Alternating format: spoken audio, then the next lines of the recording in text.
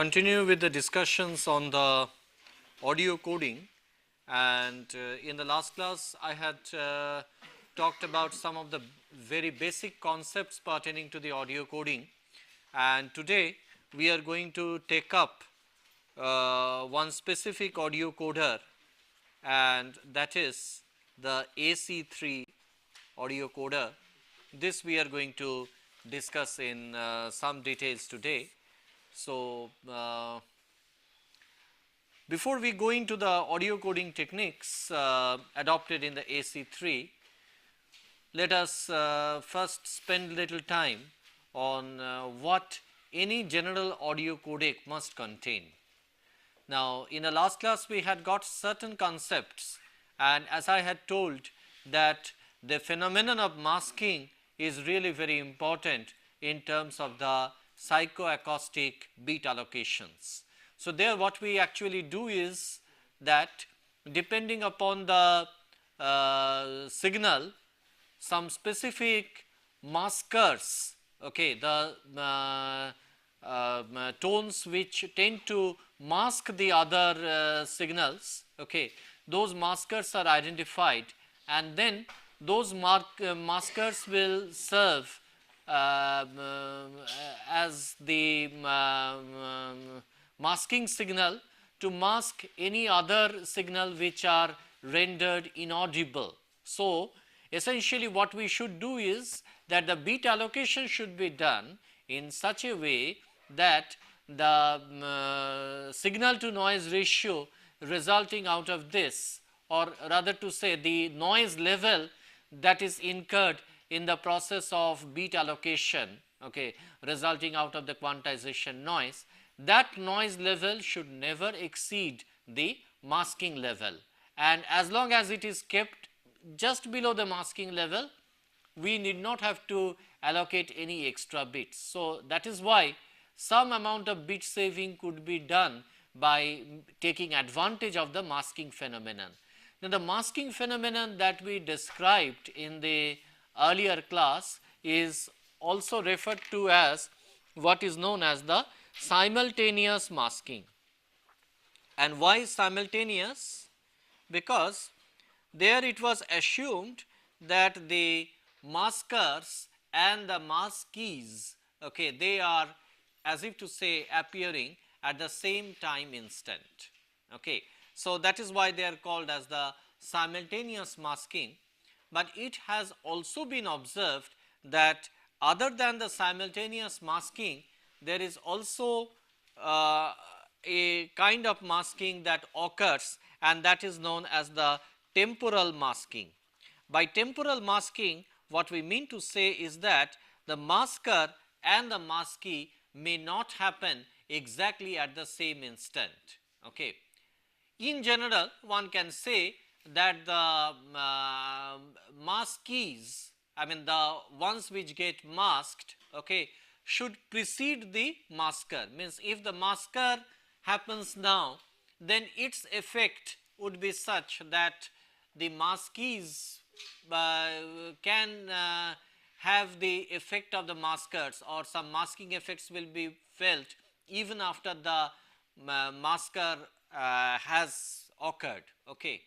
So, that is actually called as post masking, but you may also be surprised to know that there is also a thing which is called as pre masking. So, post masking means what is more logical, that is to say that the masker precedes maskee.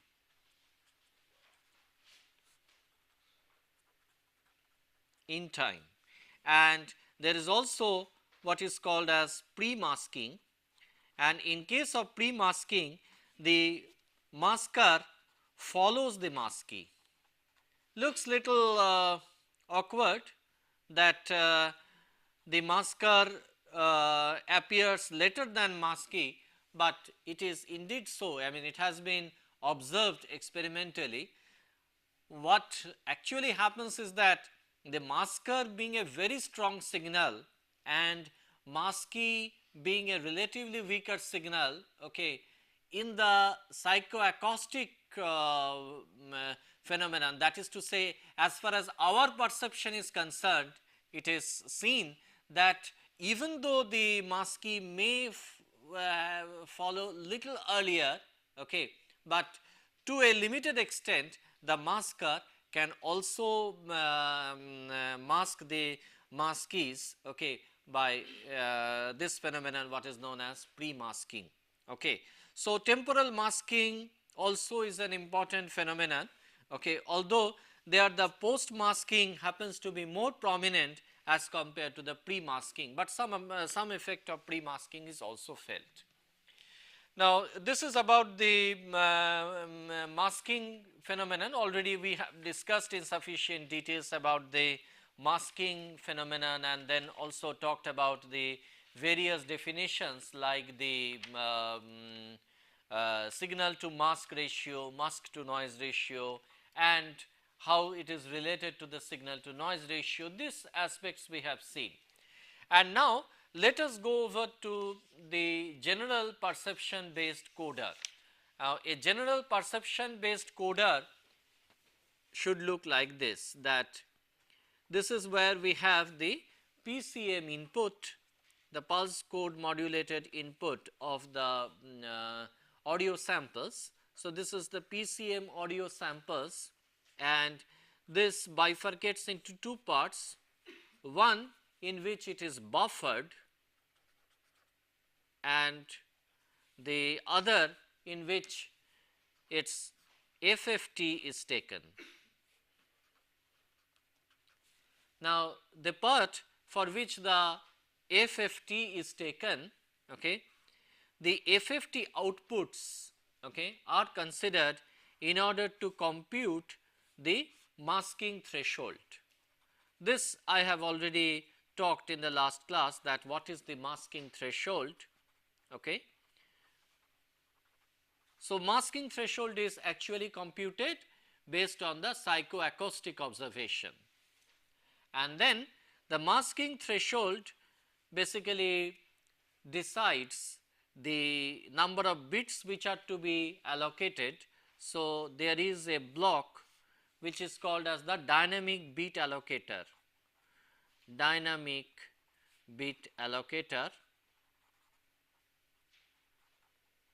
and this dynamic bit allocator will decide on the bits which will be encoded.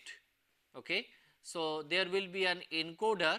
So, all the buffered samples, okay, they will be encoded, but how many bits will be allocated to the encoded samples, that will be decided by the dynamic bit allocator. Now, when the information goes into the channel, that time not only the dynamic bit allocator information, but also the encoded samples, that means to say the encoder bit information, both should go into the bit stream.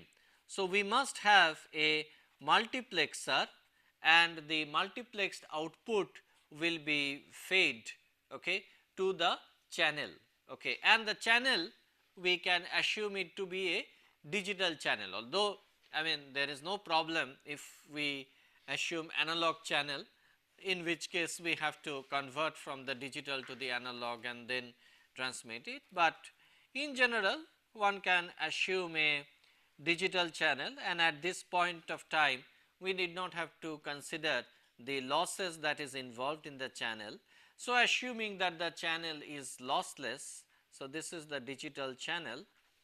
So, this part means from the PCM input up to the generation of the bit stream, multiplexed bit stream, this forms the total encoder part. Now, what I want to point out at this stage is that why is this FFT being done? Okay, this is a very important aspect to understand. You see, the FFT block basically picks up that that what are the tonal components that is present in the signal. Okay, like say for example, in a signal we may be having a presence of a single tonal component, supposing 1 kilohertz. okay, supposing it is a pure 1 kilohertz tone, then the FFT is going to give us a peak at the 1 kilohertz, okay, and no signal or very weak signal in the frequency other than 1 kilohertz. So, it is ideally supposed to give an impulse at 1 kilohertz. Okay.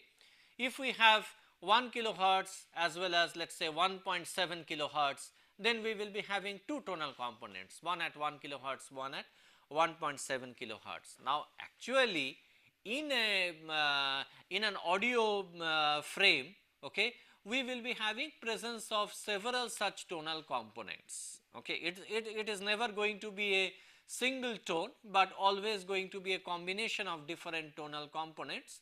So, depending upon those tones, okay, the FFT block will identify that which are those tonal components, and there should be a processing block which I did not show in the block diagram, in the general block diagram. That processing block will identify the tonal components and will reject the non-tonal components from it. Okay. So, there may be presence of some weaker signal components also, okay, which will give rise to some local maximas in the frequency spectrum.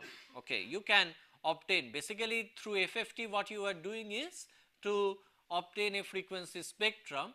So, the frequency spectrum could have some prominent maximas which correspond to the tonal components, and it could also contain some local maximas, and we would like to eliminate those local maximas. So, some amount of post processing has to be done on the FFT samples, but nevertheless once the tonal components are identified, then we find out that in which frequency band, okay, by frequency band I mean to say the critical band which I have already mentioned in the earlier class. So, it is identified that in which critical band the tonal component belongs to, and depending upon that band and the characteristic, masking characteristic that is specified in the psychoacoustic model. So, we have to consider, we have to consult the psychoacoustic model.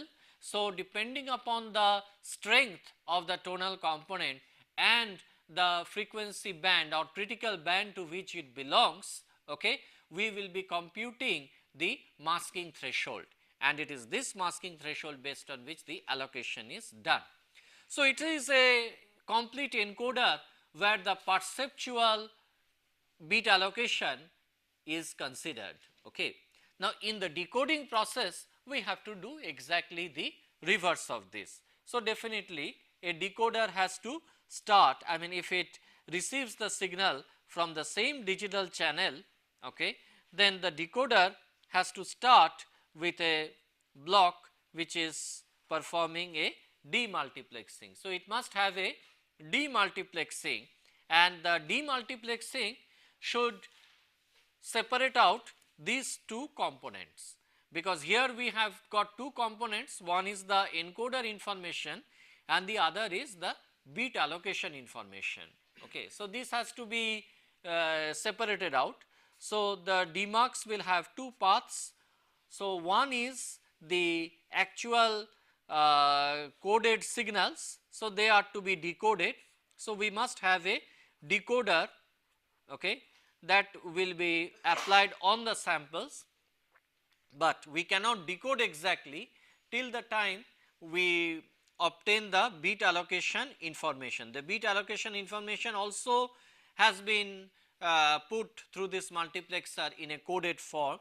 So, definitely we must get it back. So, since it is in the coded form, we must have a dynamic bit allocator decoder, dynamic parameter decoder, we should say a dynamic parameter decoder, which will extract the bit allocation parameters, and after extracting the bit allocation parameters, it has to signify, it has to notify the decoder accordingly, because based on this the decoder will extract the samples. Okay, the actual extracted samples will be obtained, and the decoder output will be the PCM output, which will be used for the reconstruction of the signal. So, this is where we expect the PCM output to be exactly same as the input, okay, provided the model is absolutely lossless. Okay.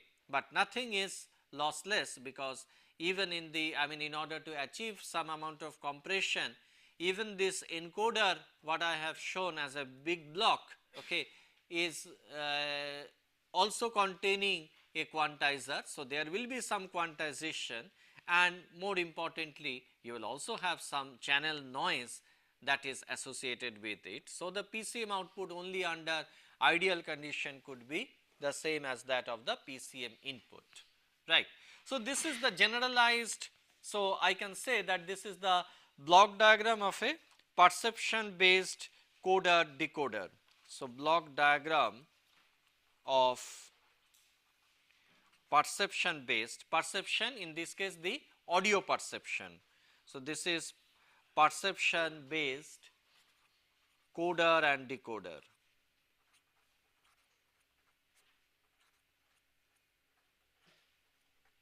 Right.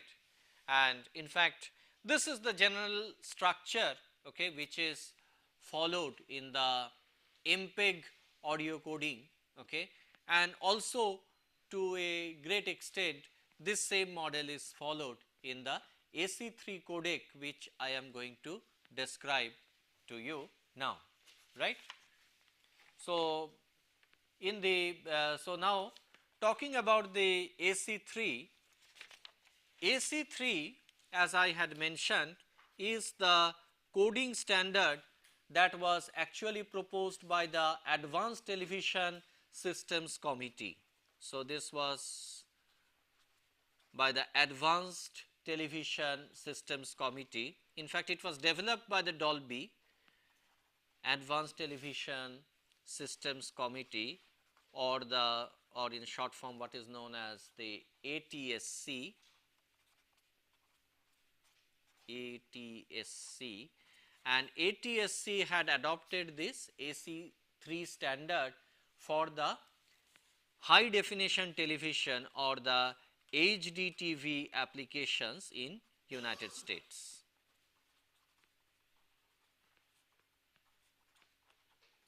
But other than this being adopted as the HDTV standard, the AC3 is also adopted as an audio coding standard in many applications, okay, in the digital audio. So, this is a very popular digital audio encoding scheme, okay, and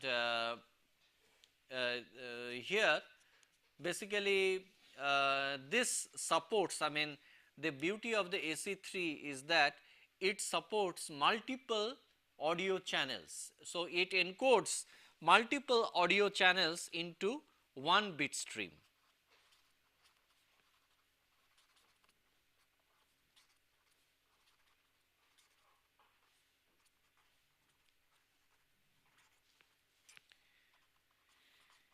Into one bit stream. Now, what are the multiple audio channels? Why is multiple audio channel really necessary, right? Now, it is seen that in order to have the best effect of the sound, okay, what you do, you normally adopt a stereo, okay, where you have the left channel and the right channel, okay. But not only is this two channels important, but if you want to create a better effect of the sound, then you not only require the left, okay, you also require the center, okay, you require the right, okay, then you require the left surround. You will find that in many of the advanced audio equipments, the left surround and the right surround, they are available as the channels. So, left surround, right surround channel, okay, and the subwoofer channel. So, that makes six different channels are there, six discrete channels are there, okay, and this could be encoded into one single bit stream. Okay. Now, the AC3 bit stream specification, okay, actually permits the sample rates. The sample rates which are specified there are 48 kilohertz, then 44.1 kilohertz, and or 32 kilohertz,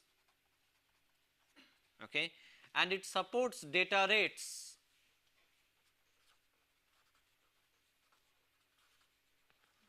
that's ranging from 32 kbps to 640 kbps.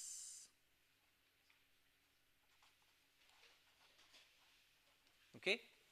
Now, let us have a look at the block diagram of the AC3 encoder. Okay. Now, here we have the PCM samples at the input to the system as before, as we had seen just now with the perceptual audio codec. Okay. Then there is a frequency domain transform which is applied. So, this is a frequency domain transformation. I was just now saying that here the FFT was performed, okay, in order to identify the tonal components, but of course, FFT involves a complex computation. So, computationally it is quite involved, and that is the reason why we had seen that in the case of the images and videos, we were adopting the discrete cosine transform, which is having a real kernel. But actually speaking, for the audio encoding, the DCT is not applied directly. In fact, what is applied is a modified discrete cosine transform, MDCT, which basically permits a time domain alias cancellation. Okay. So, that aspect I will be talking shortly, okay, or maybe in the next lecture I will come to that. And the frequency domain transform, this basically takes up the transform coefficients, and the transform coefficients basically goes through a block floating point unit, okay, because interestingly in the AC3 the computation is done in the floating point mode involving the exponent and the mantissa. Okay, so, this is block floating point, okay, which separates it out into the exponents and the mantissa part. Now, the exponent part basically does the this mantissa components, they are basically put through a quantization process. So, there is a mantissa quantization,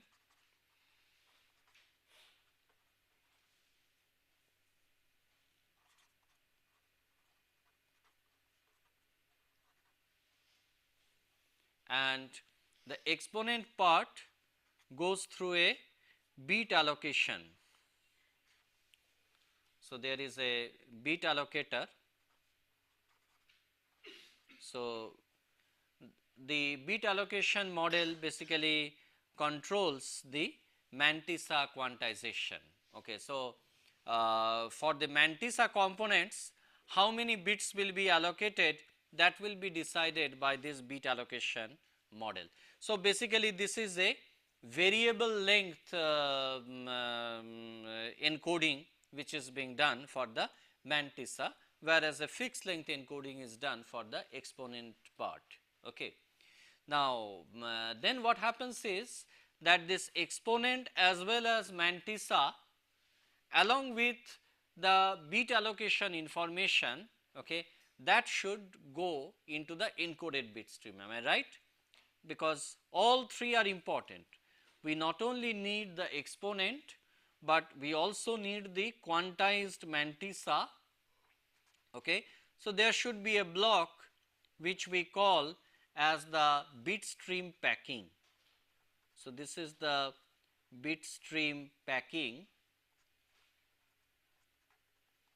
Achha. And then we have the encoded audio output. So, this is where I do not have space to write. So, I am writing here. So, this is where we generate the encoded audio, and then not only this information should go, but also the bit allocation information, okay, which should be put into the bit stream. Now, in the case of the AC3, so this is the AC3 encoder block diagram. So, this is the block diagram of the AC3 encoder. Now, instead of sending the bit allocation information directly, in the AC3 encoding what is being done is that the parameters, that first the parameters are extracted which are used for the bit allocation, and those parameters can be encoded with fewer number of bits. So, the bit allocation information is not sent directly into the bit stream, okay, but in fact a parametric approach is taken. So, the encoder constructs the masking model, okay, based on the transform coefficient exponents and a few signal dependent parameters. Okay. So, the whole idea will be to extract the masking information, okay, because the bit allocation has to extract the masking information which should depend upon the exponent part. So, you notice one thing, that here the transformation is done only at one stage, okay, whereas you will be seeing that in the MPEG audio standards, okay, MPEG 1 and MPEG 2 audio standards, you will find that there we require one audio coding, okay, there we have not only the FFT computed separately, okay, but also for the encoding of the signal, we basically encode the signal into different bands, okay, and in order to process those bands, okay, basically the MDCT is taken. So, both the type of transforms are considered there, the MDCT as well as the FFT, whereas here this is a single point transformation which is being done. So, PCM samples converted to the transform domain, and then on the transform coefficients we act, and the bit allocation, or rather the masking information, is extracted from the exponent part of the signal. Okay. So, that is what makes the feature more advantageous for the AC3. Okay. Although computationally it is somewhat more involved because it is a floating point computation, okay, but because of its adoption in the standard and the popularity, okay, several leading companies, several leading semiconductor companies have designed chips to encode the AC3 in real time. Okay. Now, how the AC3 encoding is actually done. So, let us have a look at the AC3 frame structure, okay. And AC3 frame would look like this.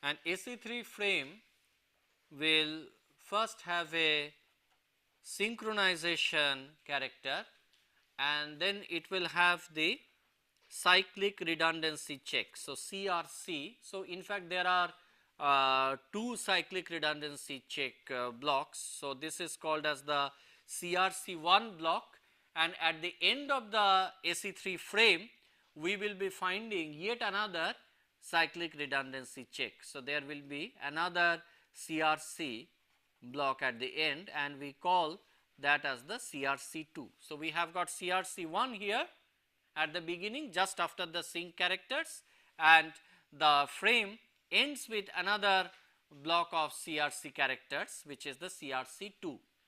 Now, after the CRC1 we have the sync information. Okay.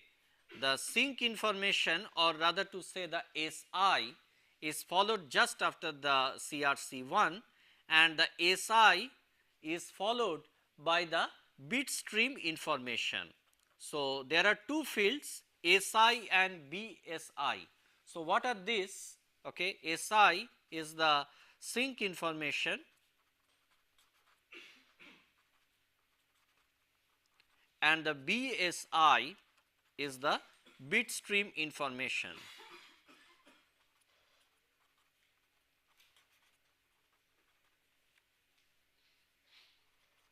Now, these two fields, okay, basically they describe the bit stream configuration.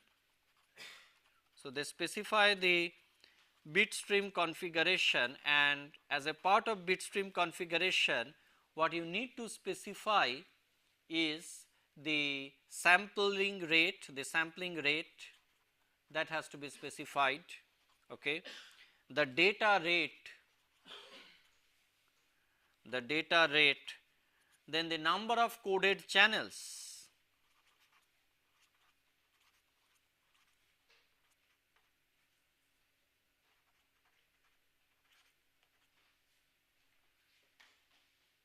and several others, plus other system level information.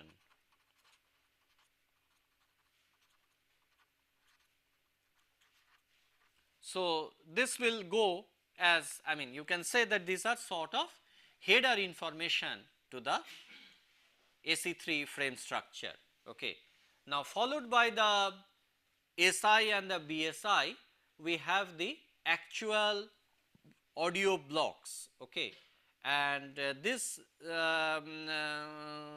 standard basically accommodates up to 6 audio blocks in a channel. So, each channel can have up to 6 audio blocks, and in fact, the AC3 bit stream, this I mean AC3 frame, each frame consists of 1536 samples per channel, 1536 samples per audio channel, and each audio channel actually is divided into 6 up to 6 blocks. Okay. So, that means to say that whenever you are having 1536 samples into 6 blocks, means for each block we have 256 samples. We have 256 samples per block. So, then we can write down the individual blocks as, so this will be divided, subdivided into 6 parts. Let us do that, 3, 4, 5. Okay, I mean I could not make equal partition. So, this is audio block 0. So, this is block 0. Okay, this is audio block 1, 2, 3, 4. The last is the audio block 5. Okay. Now, the AC3 block structure would be something like this, that we have the AC3. So, within one block we must have this information.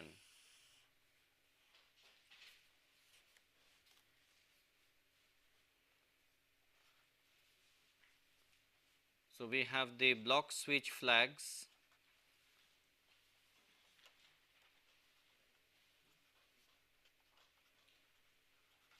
So, this is actually we are referring to the AC3 audio block structure.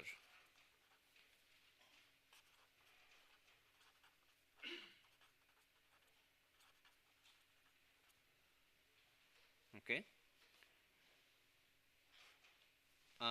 By the block switching flags, we will be having few other flags. Okay. I am not going into the details of the other flags, and then what we will be having is the exponent part and the mantissa part.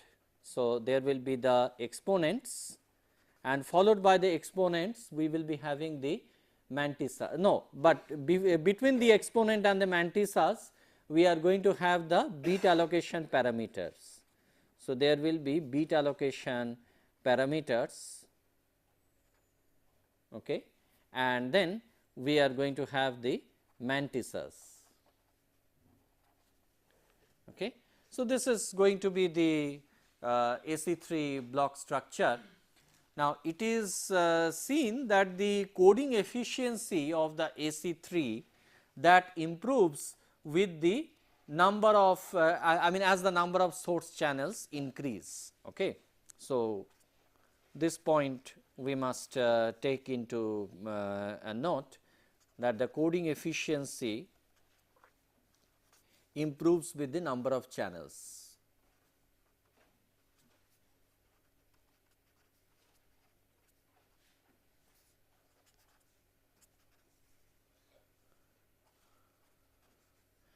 Now, it is due to two principal features. First is that there is a global bit pool. So, the global bit pool basically permits the total available bit pool into I mean allows the bit allocator to split this global bit pool into a number of different audio channels as needed. Okay. So, on a need basis the bit allocation could be done to the global bit pool. So, that if some channel does not require much of bit allocations, then those bits can be allocated to the other channels. So, a dynamic bit allocation or a dynamic bit adjustments in between the channel, that is very much possible, and that is a feature which makes the AC3 coding very attractive. So, this is one part of it, and the other important characteristic is the high frequency coupling that we get.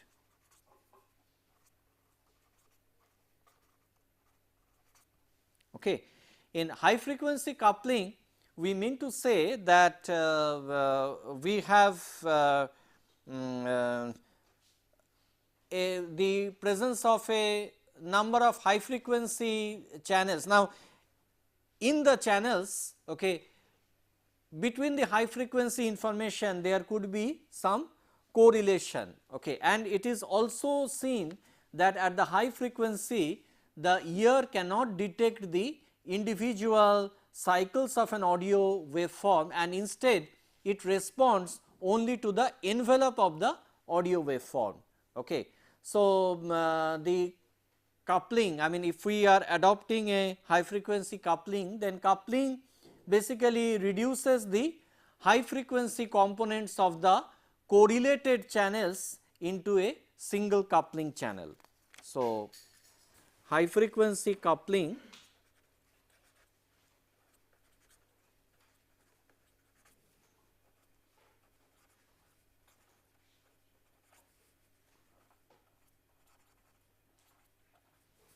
reduces the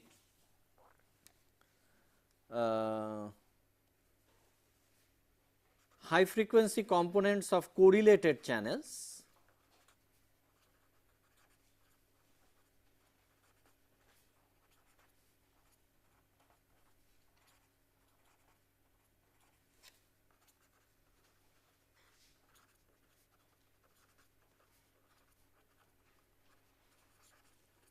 into a single coupling channel.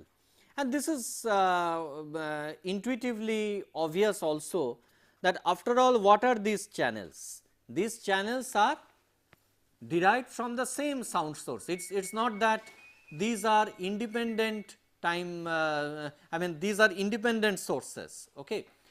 There is one basic audio source, but we are capturing that audio through different channels, and those channels could be the left, the right, the center, the left surround, right surround, subwoofer, I mean as I already mentioned. So, since they are coming from the same source, that is why some amount of high frequency commonality will be there, and basically what we are doing is that instead of sending the individual information for the high frequency components for each of this channel, we are embedding them into one single coupled information. Okay. A single coupled information is what we are giving. So, this is what makes the AC3 encoding, okay, or the coding efficiency improves with the number of channels, as I have said. Okay. Now, in terms of the decoder, what one has to do is just to see that the reversal of what we have done can take place properly. Now, after all, what is being done is that if you are looking at the block diagram, you will see that we are encoding the information as the exponent, the mantissa, and also the parameters. So, all these all three are very important, and as you can see in the block structure also, the exponent, mantissa, bit allocation parameters, these are the three information that goes into the encoded form. So, in the decoder what we have to do is to decode this information out, and the decoding has to take place first from the block level. Okay. From the frame structure itself, first we have to identify the CRC, we have to identify the SI BSI information, and then only we will be in a position to unpack the audio blocks, and once the audio blocks are unpacked, then the exponent, bit allocation part and mantissas, they can be unpacked. So, the AC3 decoding, that can be described in the form of a pseudo code like this. Okay. So, we describe the pseudo code. So, first is that we require an AC3 frame alignment,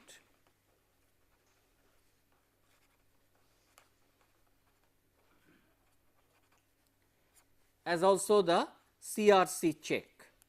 So, this basically ensures that we have been able to identify the beginning of the audio frame, right, and then we unpack the BSI data, and after the BSI information is unpacked, then we have to unpack the block information. So, for block 1 to 6,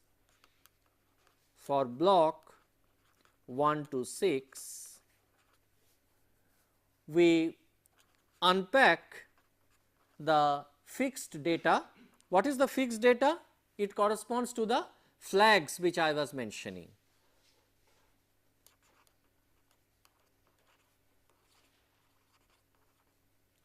So, for channel 1,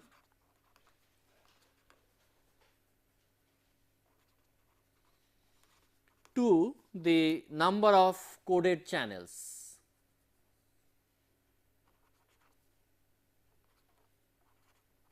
See, in each block, I mean mind you, this is very important, in each block we could be accommodating more than one channels, right. So, after unpacking the fixed data, which is actually given in the block structure, the fixed data will be given by this flag information, block switch flag, other flags, etc. And now, this information, exponent, mantissa, this will be there for more than one channels in fact. So, for channel number for channel 1 to, for channel is equal to 1 to the number of coded channels, what we have to do is to unpack the exponents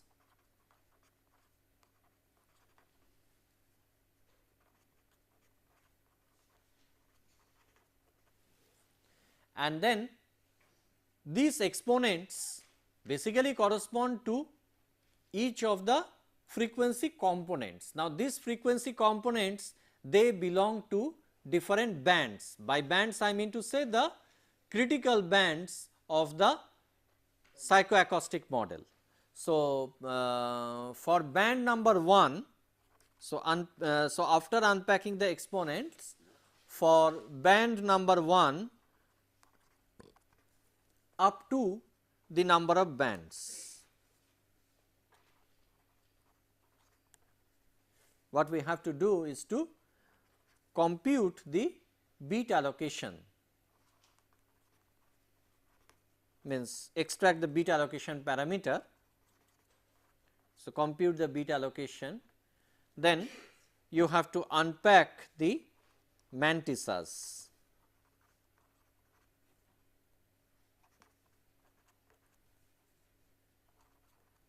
Then if you have done high frequency coupling as I have mentioned just little while back, okay, then you have to undo those coupling. So, scale the mantissas. So, after unpacking you have to scale the mantissas or undo the coupling, and then you have to denormalize the mantissas.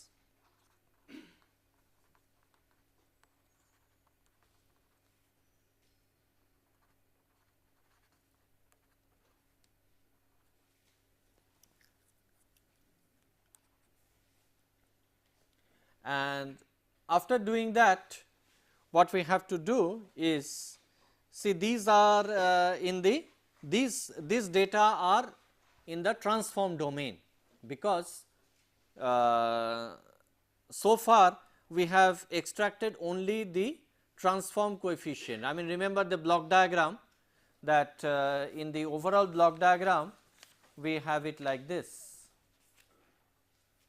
that frequency domain transformation, and then the transform coefficients are split into the exponent and mantissa. So, whatever you have obtained by unpacking the exponent and mantissa, they are still in the transform coefficient. So, to extract the PCM samples, what you have to do is to compute the inverse transformation. So, the pseudo code has to continue. So, after this beat allocation and unpacking of mantissas, what you need to do is to compute the partial inverse transformations.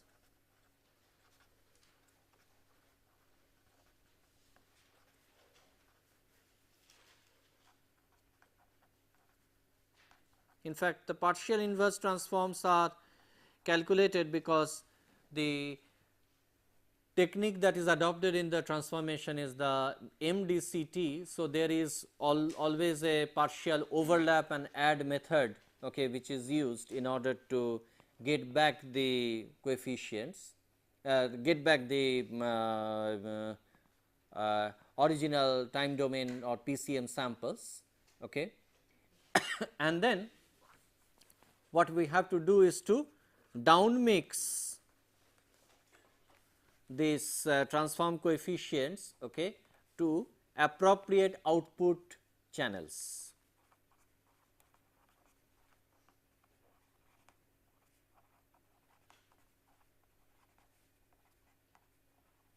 In fact, this I will be explaining that why is this input and output channels are important. Basically, the input number of input channels and the number of output channels, they need not be the same. In fact, that is what the down mixing block does, that it matches the number of input channels into a different number of output channels. Okay. So, this I will be showing you little later, but after down mixing to the appropriate channels, then what we do is that for channel number 1 to the number of output channels,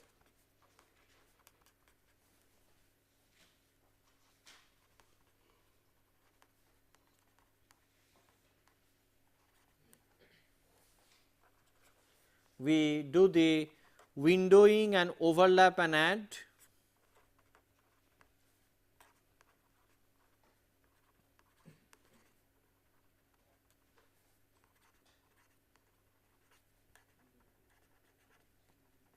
and this extracts the PCM samples. So, store the samples in the PCM output buffer,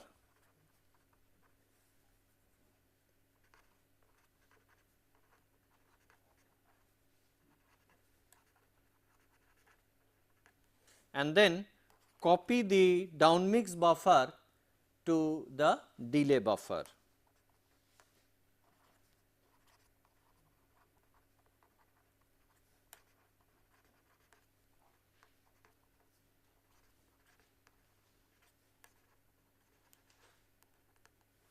So, this is a kind of a pseudo code that one forms. Of course, I mean whichever routines we opened, we have to meticulously close everything. So, this we have to take care about the matching of that part. Now, okay, forget about the down mixing part, which I will be explaining you separately. Okay, so that is why this down mixing and delay buffering, this may not be very clear to you immediately, but all that I want to say is that the basic idea is to encode the mantissa and the exponents for each of the channels, okay, for each of the audio channels, and basically the synchronization timing that one follows for the AC3 is something like this, that whenever we receive the first 2/3 of the frame, first 2/3 of the AC3 frame, we need not have to wait for the complete AC3 frame to be received for decoding. Just the first 2/3 of the frame is enough. Means you see, if you look at the AC3 frame structure, it is the CRC1 followed by this synchronization information, followed by this blocks, and the last one is the CRC2 information.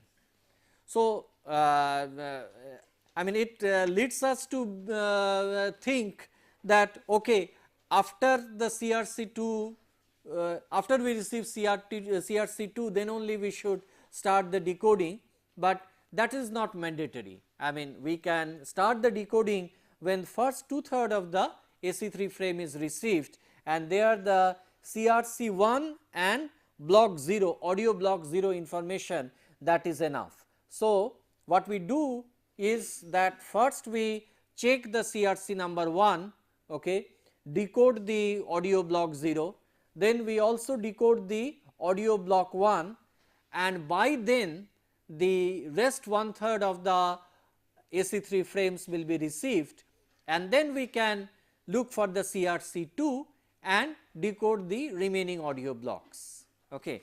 So, the synchronization timing goes like this. I mean this is assuming a rate of 48 kilohertz sampling rate. Okay. So, with 48 kilohertz sampling rate, the timings are like this, that the total time for a frame happens to be 32 milliseconds, and this is the instant where first 2/3 of the AC3 frame is received.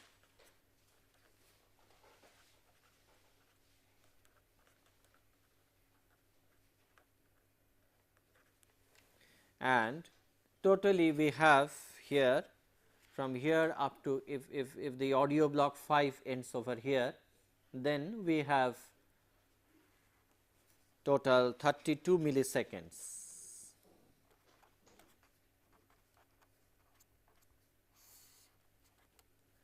Now, then after the first 2/3 of the AC3 frame is received, we do the CRC check number 1. So, CRC number 1 is checked, okay, and also block 0 is decoded. So, decode block 0. So, decode block 0 and then we next we decode block 1.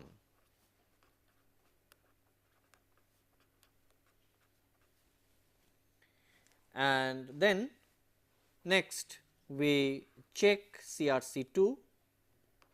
So, CRC number 2 is checked and then we decode block 2.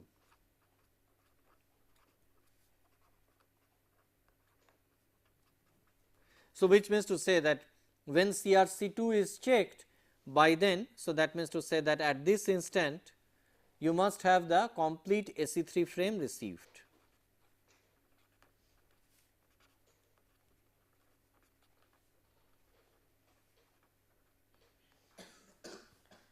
And then this is decoding of block number 2. So, here after decoding block 0 you can output block 0.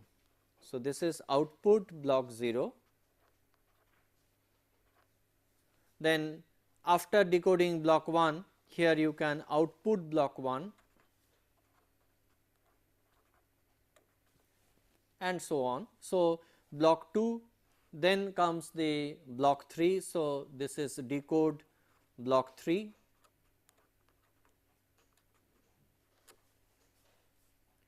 decode block 4,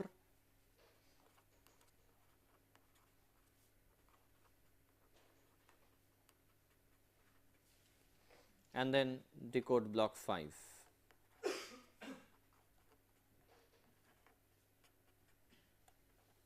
And here we have a total time of 5.33 milliseconds, 5.33 milliseconds.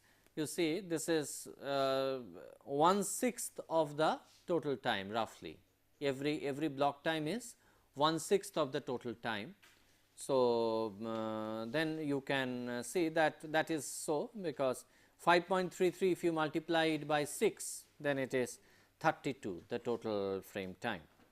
And here I mean it is up to the 2/3. If you receive, then the rest of the decoding can commence. So, this is the decoder synchronization timing. So, this is the AC3 decoder synchronization timing.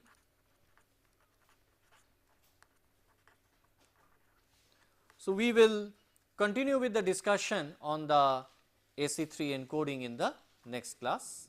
Okay. Till then, thank you.